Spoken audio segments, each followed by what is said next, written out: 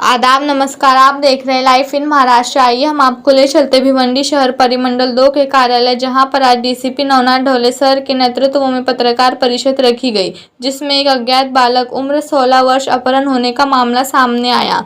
इस मामले की गुत्थी सुलझाने के लिए उपायुक्त नवनाथ ढोले, परिमंडल 2 भिवंडी, नारपोली पुलिस स्टेशन के सह पुलिस आयुक्त किशोर खैरनार, पुलिस वरिष्ठ निरीक्षक भरत कामत, इनके मार्गदर्शन में किया गया। इस अपहरण लड़का योगेश रवि शर्मा उम्र 16 साल, इसकी खोजबीन चालू की गई। इस खोजबीन में अलग अलग जगह पर पुलिस पथक भेजे गए। सहायक पुलिस निरीक्षक विजय मोरे, इन्हें मुखबिर की ओर से जानकारी मिलने से कुछ इस तरह का मामला सामने आया। अपहरित बालक योगेश शर्मा, इनका कामत घर में रहने वाले आयुष झा, मनोज टोपे, अन्या खरात, उनके साथ कुछ दिनों से झगड़ा चल रहा था।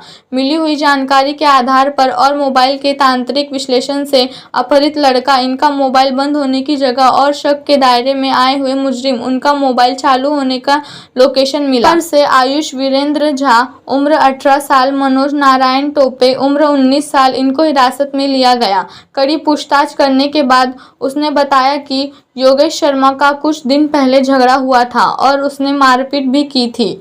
इस बात को दिमाग में रखते हुए आपस की तकरार को मिटाने के बहाने से योगेश शर्मा को रेती बंदर कालेर खाड़ी के किनारे बुला उस जगह दारू पिलाकर और कुछ साथी की मदद से चाकू से वार कर उसका खून कर दिया और बॉडी को खाड़ी किनारे खड्डा करके दफना दिया। मुजरिम ने इस बात की कबूली देने के बाद मनोज टोपे ने उस लाश को जिस जगह पर दफनाया था वह जगह दिखाई। नायब तहसीलदार भिवंडी, इनके मौजूदगी में उस लाश को निकाला गया। मैयत की उसके परिवार से पहचान कराकर इस वारदात में मुजरिम आयुष वीरेंद्र झा, मनोज नारायण टोपे, अनिकेत तुकाराम खरात, शिवाजी धनराज माने संतोष, सत्यनारायण ताटी पामुल, इन मुजरिमों को गिरफ्तार किया गया। इस वारदात की तपास कार्य सहायक पुलिस निरीक्षक शरद पवार कर रहे हैं। देखिए कैमरामैन रेहान के साथ मुश्ताक हाशमी की एक विशेष रिपोर्ट। आपके आसपास के क्षेत्र के सभी समाचारों को अपने मोबाइल पर देखने के लिए हमारे चैनल लाइव इन महाराष्ट्र को लाइक और सब्सक्राइब करें। एक 363 का मामला दर्ज हुआ था, जिसमें 16 साल का बच्चा मिसिंग था।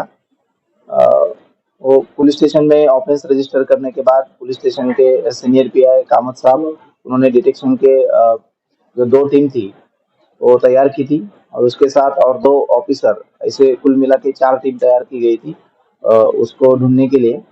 और उसका मिसिंग का तपास करने के बाद जब तपास चल रहा था, उसमें कुछ हमें सस्पेक्ट नंबर मिले थे और कुछ सस्पेक्ट के नाम भी मिले थे। वो तपास चालू था और जिसमें तपास करने के बाद ऐसा रिवील हुआ कि जो मयत है, जिसका नाम योगेश शर्मा है, जिसकी उम्र 16 साल है, उसका 6 महीने पहले वो जो एरिया में रहता था वही एरिया के कुछ लड़कों से झगड़ा हुआ था। वो झगड़ा सुलझाने के लिए उसी दिन 25 तारीख को वो योगेश शर्मा है, उनको ये जो सस्पेक्ट आरोपी है उन्होंने कॉल करके बुलाया और बोले जो 6 महीने पहले जो हमारा विवाद हुआ है वो सुलझाने के बहाने उनको वहां पे बुलाया। और वहां पे बुलाने के बाद घटनास्थल पे उनसे कुछ हाथापाई हुई, मारपीट हुई और उनको चाकू से वार किए गए। और उसमें उनको मारने के बाद जो वहां पे जो सस्पेक्ट आरोपी थे, उन्होंने उनको वहां पे एक गड्ढा खोदा और उसमें दफना दिया गया। और जब ये हमने 3 आरोपियों को पहले अरेस्ट किया था, उन्होंने उसके स्टेटमेंट में ये सब बातें बताई है और इसी के तहत फिर नारपोली पुलिस स्टेशन में मर्डर का गुना दाखिल हुआ है। इसमें अब तक 5 आरोपियों को अरेस्ट किया गया है और इसमें और भी आरोपी होने की संभावना है। आगे की जांच पुलिस कर रही है। 6 महीने पहले जो मयत था, उनका ये जो आरोपी है उनसे झगड़ा हुआ था और वही झगड़े के सिलसिले में वो सुलझाने के लिए वो जो विवाद हुआ था, नहीं वो मतलब अभी प्राइमरी स्टेज पे है, वो पता चलेगा कि इसका क्या कारण है, किस कारण उनका झगड़ा हुआ था।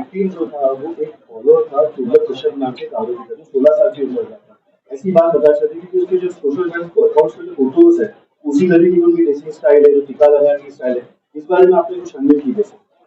उस बारे में हम छानबीन कर रहे हैं। सोशल मीडिया अकाउंट से ये तो पता चल रहा है कि वो जो विक्टिम जो है वो दुर्लभ कौशप को फॉलो कर रहा था। वो 16 साल का बच्चा है, तो आगे सोशल मीडिया अकाउंट और उसका मोबाइल का वेरिफिकेशन हम करेंगे।